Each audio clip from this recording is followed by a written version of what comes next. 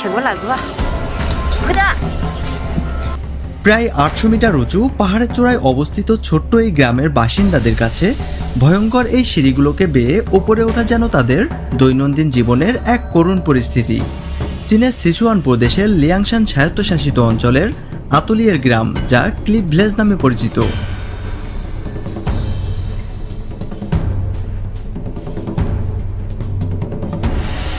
তাদের অনন্য অবস্থান ও জীবনযাত্রার জন্য বিশ্বব্যাপী বেশ পরিচিত।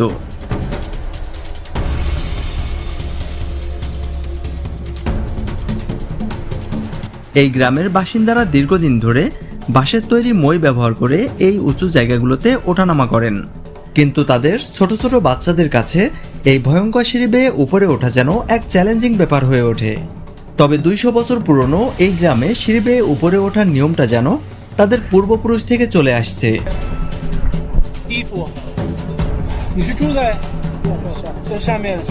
এইসব গ্রামের বাসিন্দাদের পূর্বপুরুষেরা যুদ্ধ এবং সংঘর্ষ এড়াতে এরকম দুর্গম জায়গাকে বেছে নিয়েছিল তাদের জীবনযাত্রার জন্য। আর এই সিঁড়িগুলোকে পার করতে প্রতিদিন তাদেরকে প্রায় ৩ থেকে ৪ ঘন্টা সময় ব্যয় করতে হয়।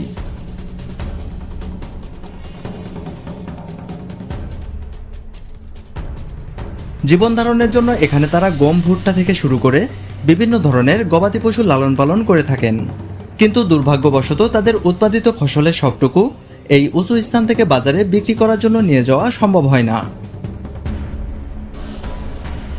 যার কারণে এইসব ফসলগুলোকে বিক্রি করে তারা খুব বেশি একটা লাভবান হতে পারেন না। তাই তাদের প্রত্যেক পরিবারকেই দরিদ্র সীমার নিচে জীবনযাপন করতে হয়। কয়েক বছর আগেও এই উঁচু পাহাড়ে ওঠানামা করার জন্য বেতের সিঁড়ি ব্যবহার করা হতো।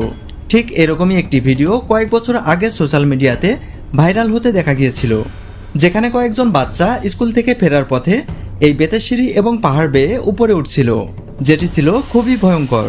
আর এই ভিডিওটি যখন স্থানীয় সরকারের নজরে আসে, তখন এই বেতের সিঁড়িগুলোকে বাদ দিয়ে সেখানে স্টিলের সিঁড়ি স্থাপন করে দেওয়া হয়, যাতে করে তারা নিরাপদে তাদের বাসস্থানে পৌঁছাতে পারে।